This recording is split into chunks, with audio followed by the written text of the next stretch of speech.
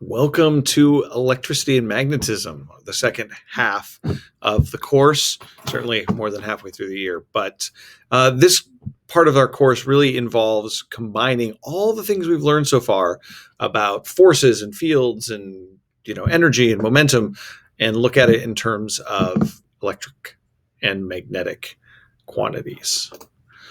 So we're going to look at the nature of electric charge today and define Coulombs Law so that we can, solve some problems about how charged particles interact. So that's kind of our goal today.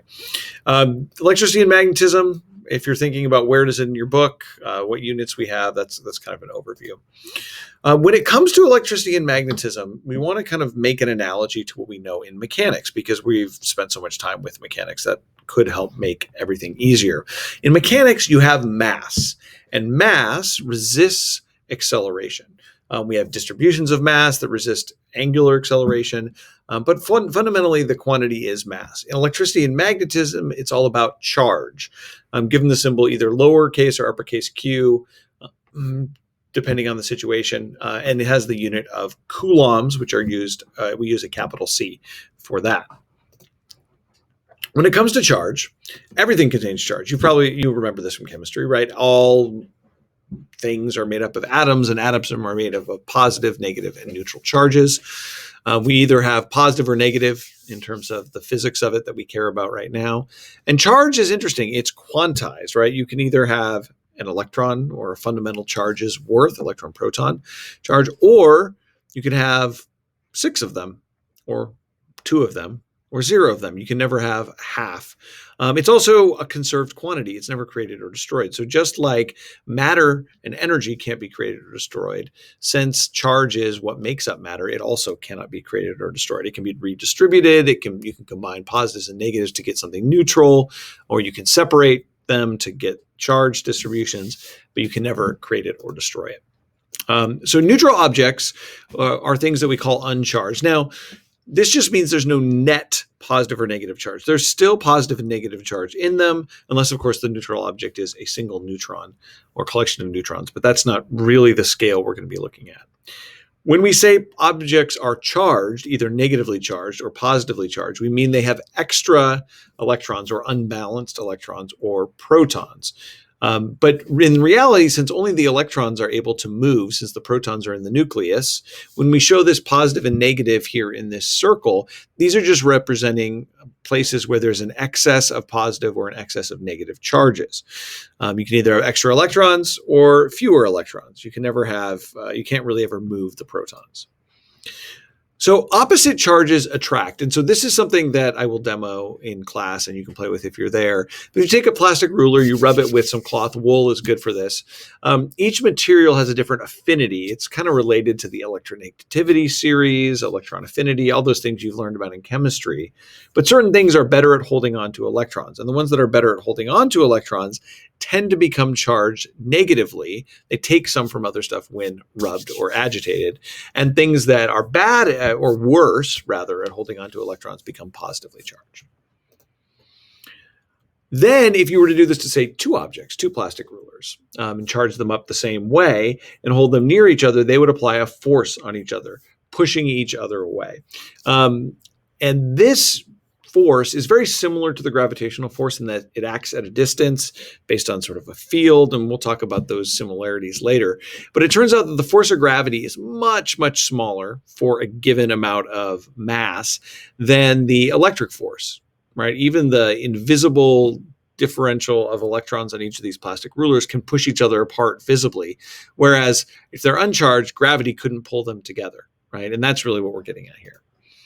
So how do we give an object static charge? Well, the classic one is to rub balloons on something and stick them in your hair.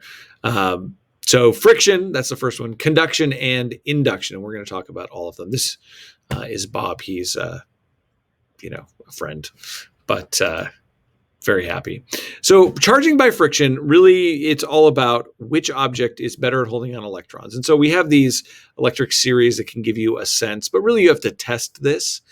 We use things that we know, like wool and a piece of rubber or plastic is often what we use because we know that they will charge up oppositely. I want to show you a little demo here about charging and electric shocks. So we'll cut over to that. This is a fun simulation called John Travoltage. We have John Travolta here. But if you rub his foot on the rug, you get an excess of negative charge in his body. And as you've probably experienced on a dry, staticky day, you bring that near to the door, and there you go.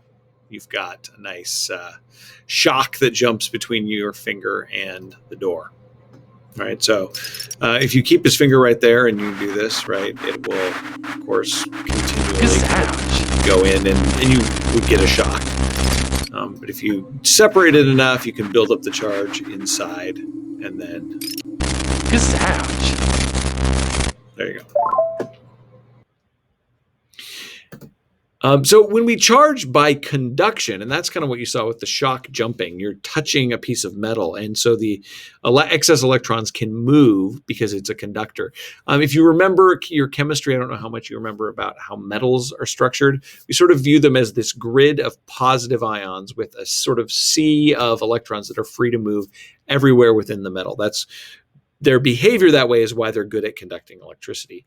The lattice is why, and the vibrations in it are why they're good at conducting heat, or thermal energy.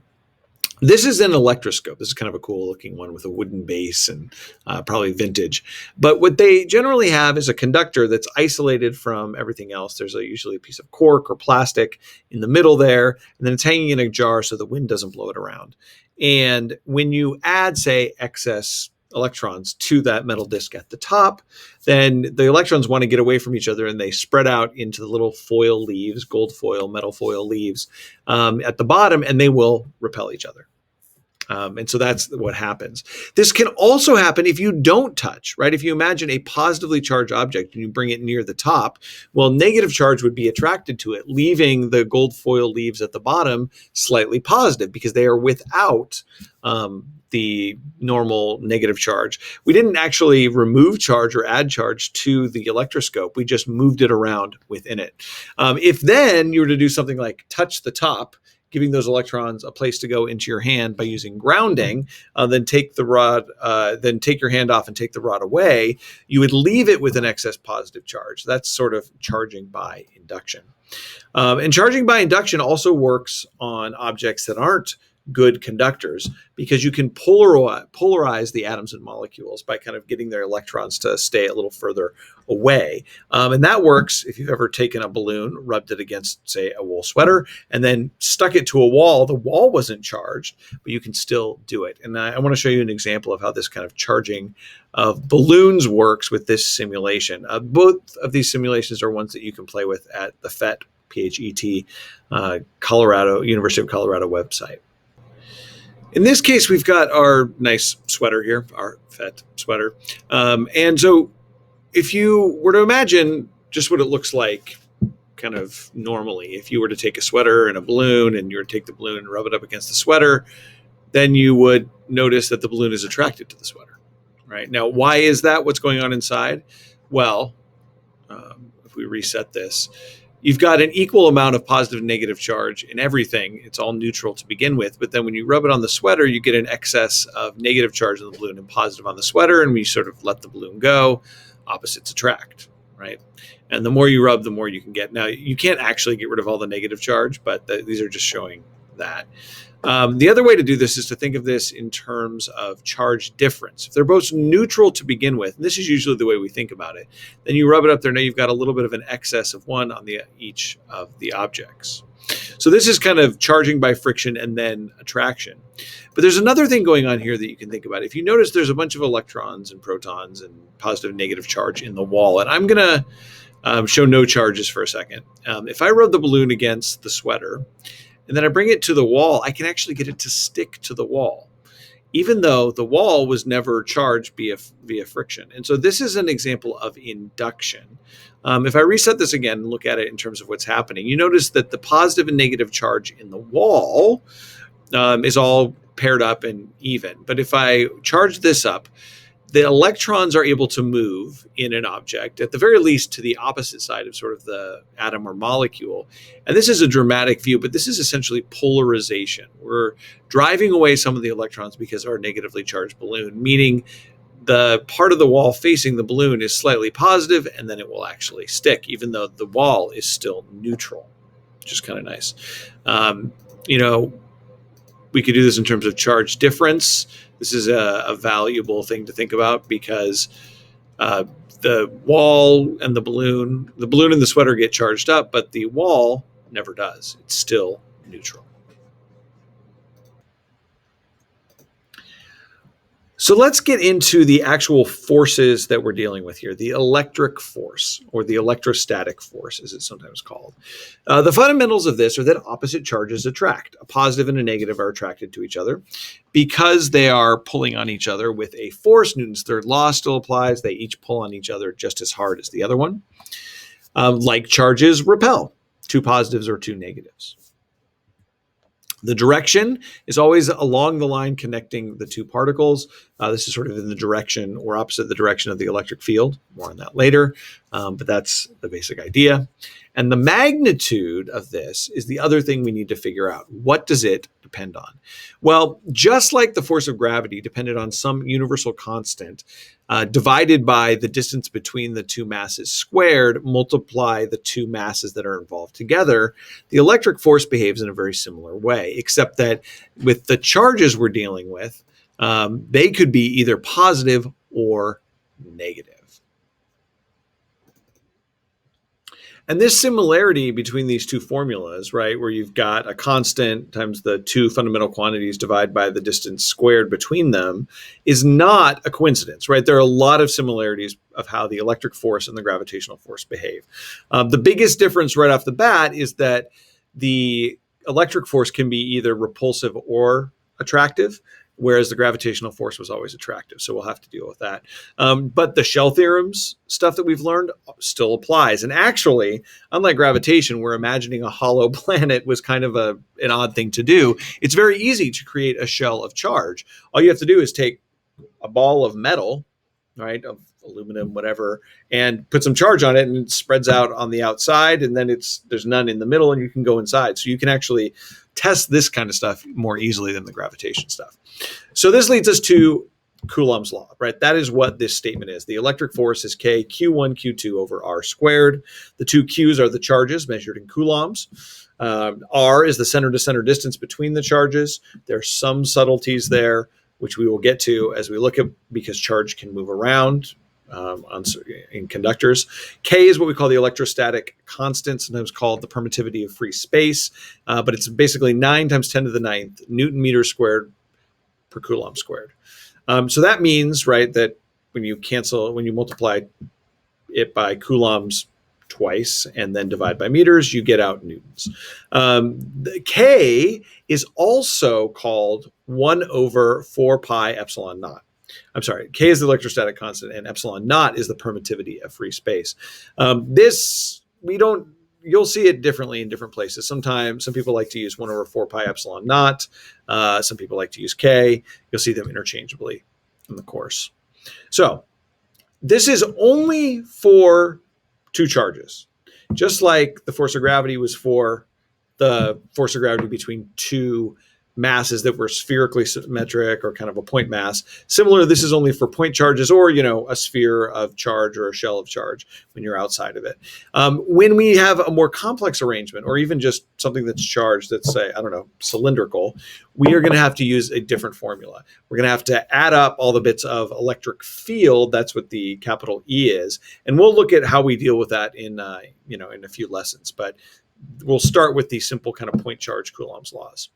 The superposition principle, which is the idea that you can add up the effects of all of them together as vectors, still applies, right? If you think about this, right, each of these forces, charges is applying a force to each other, right? And so you can find the net force on either charge, any of the three charges due to the other three, right? You want to be careful.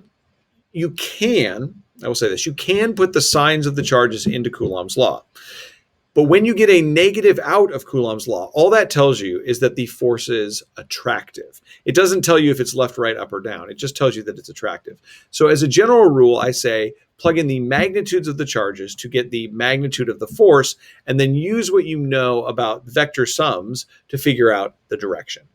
Because just because you get two negatives, right, two attractive forces, which is what's happening to charge 2 in the middle, those are actually in opposite directions. So, right, if you were to plug the signs in, you would have gotten a negative force and a negative force. And you don't want to assume you can just add them. They actually have to be subtracted because they're in opposite directions. So there's something to watch out for. So when we apply Coulomb's law, we remember that it's a vector. So if you have a bunch of electric forces from different sources on a particular charged object, you add them up as vectors. You don't want to use the signs because that can add to confusion. And you want to make sure this is only for 2 charges at a time, point charges, shells, or spheres, and the shell theorems apply. Let's do a little example. Here we've got an equilateral triangle with some charges on there. And so we might ask ourselves, what is the acceleration, the net force, and then the acceleration of it the instant it's released? Well, the net force is going to be these 2 electric forces, which are acting at an angle of 30 degrees from straight down. We can find the net force. It's both of them, which are equal in magnitude. So double the electric force times the cosine of 30. Which gives us 2k q1 q2 over r squared times the cosine of 30. We can plug everything in, and we end up with about 9.98 times 10 to the negative 17 newtons, very small. And then the acceleration is actually quite large because what are we talking about here? We're talking about an electron. And electrons, of course, have a very, very small mass. So it's one of those things to watch out for. Even though this force is very small, it's pretty large relative to the mass of an electron, and you can still get a very big acceleration. So what all do we talk about today in this video? Electric charge is measured in coulombs. Charge is quantized, right? You can only have we call the elementary charge worth at a time. You can have 1, 2, a million of those, but you can't, or 0, but you can never have a half or any other fraction. Charge is conserved, and we can charge by friction, conduction, and induction. Positive and negative charge. Equal numbers of positives and negatives are neutral or uncharged. Often we call that. Opposite charges attract, likes repel. And we have this equation that looks a lot like the universal gravitational formula, telling us how much force they experience. A couple things you can try at home. If you have 2 pieces of clear tape, Scotch tape, it doesn't have to be Scotch brand, just put them on the table and tap them down. You don't want to rub it because rubbing would be friction. And then you pull them up one at a time. And you want to grab one end, if you make a little handle, it makes it easier. And then if you hold them near each other, the non-sticky sides towards each other, they will repel each other because they are like charges. So this is something fun that you can try on your own. It's a relatively simple project. You can also do it on the table. You can put them on top of each other. You can, lay one down, then the other one down, again, tapping, and then pull them up one at a time. And what you'll find out is that they attract each other because they were in contact with each other. They transferred the charge sticky side to non-sticky side, which is kind of interesting. Again, you can play with that one. All right. That's our introduction to electrostatics and Coulomb's law. We will talk a lot more about this as we get into electricity and magnetism.